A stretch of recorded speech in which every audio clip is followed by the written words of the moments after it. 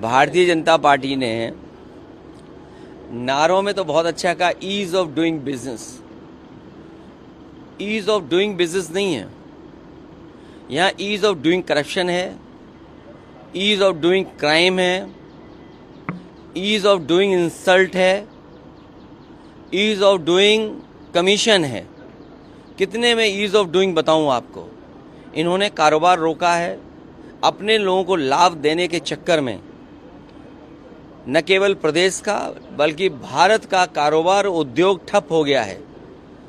नोटबंदी के बाद न केवल बैंकें डूबी हैं, उसके बाद जीएसटी जिस तरह लागू की है और जिस तरीके से ई कॉमर्स चल रहा है, हमारे छोटे व्यापारी, छोटे दुकानदार बर्बाद हो रहे हैं।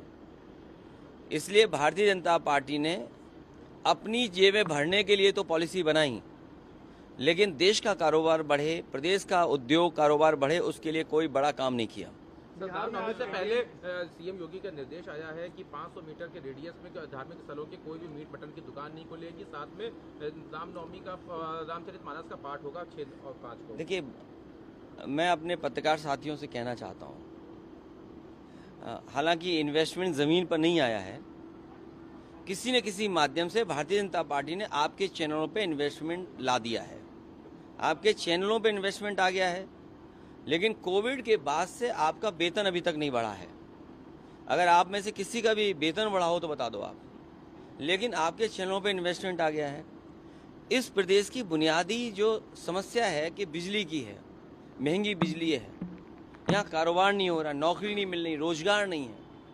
और फिर जो आपने बड़ा सपना दिखाया था 40 लाख करोड़ एमओयू, कम से कम ट्रांसपेरेंसी, ये जो कहते हैं ना जीरो टॉलरेंस, हम ट्रांसपेरेंट गवर्नमेंट चला रहे हैं, हमारे अंदर ट्रांसपेरेंसी है।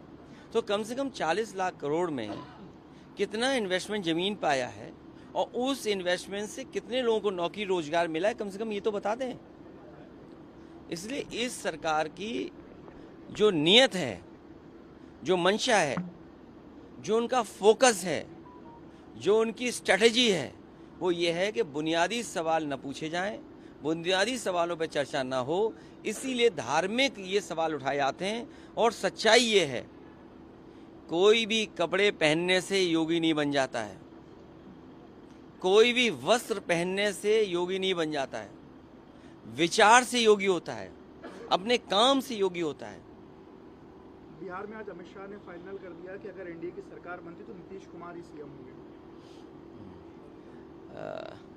भारतीय जनता पार्टी कितने मौकों पर झूठ बोलती है, लेकिन मैं एक बात बता दूं आपके सामने, 1 2 3 4 5 6 7 8 9 10 कैमरे हैं। 10 कैमरों के सामने बोल रहा हूं। आप लोग झूठ बोल सकते हैं, आप लोग झूठ नहीं, आप लोग बात बदल सकते हैं, लेकिन ये कैमरे बात नहीं बदलेंगे। आप देख लेना, जिस तरह महाराष्ट्र में हुआ है, आखिरी वक्त तक ये बताया गया कि मुख्यमंत्री कौन बनेगा।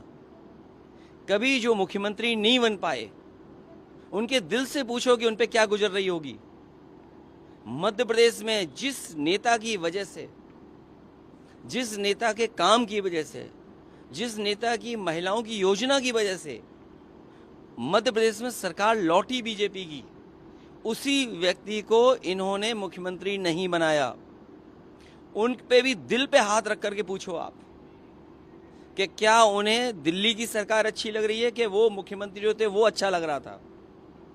इसीलिए मैं बिहार की जनता से कहना चाहता हूं, और हमने तो पहले भी कहा था कि नीतीश जी को हम लोग प्रधानमंत्री बनाना चाहते थे, लेकिन ये बीजेपी वाले उन्हें मुख्यमंत्री भी नहीं बनने देंगे।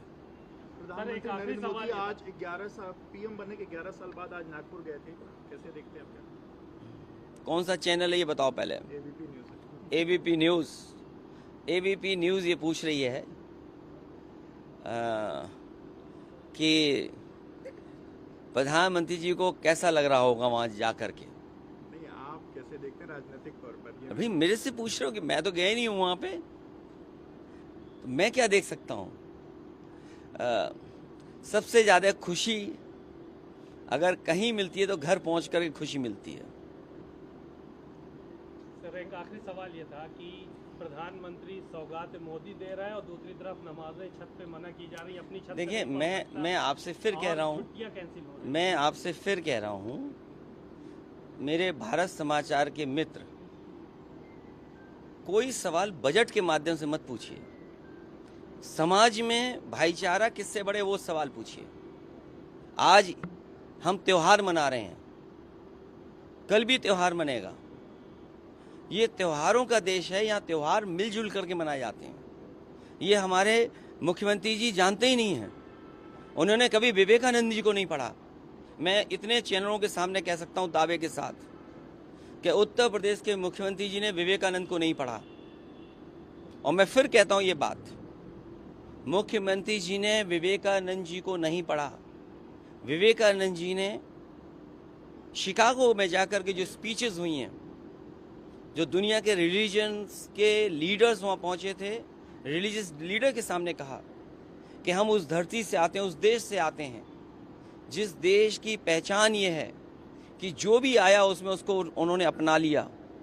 यूनिवर्सल एक्सेप्टेंस यहाँ का धर्म सिखाता है, यहाँ का धर्म टॉलरेंस सिखाता है। विवेकानंद जी ने ये भी कहा एक समय पर, जब आखिरी दिन उन्होंने भाषण दिया, उन्होंने कहा कि हमारे देश में धर्म बहुत है लेकिन हमें रोटी की ज़रूरत है। तो मेरे पत्रकार मित्र, रोटी से बड़ी कोई चीज़ नहीं है, बजट से बड़ी कोई चीज़ नहीं है, इन्वेस्टमेंट से बड़ी चीज़ कोई नहीं है।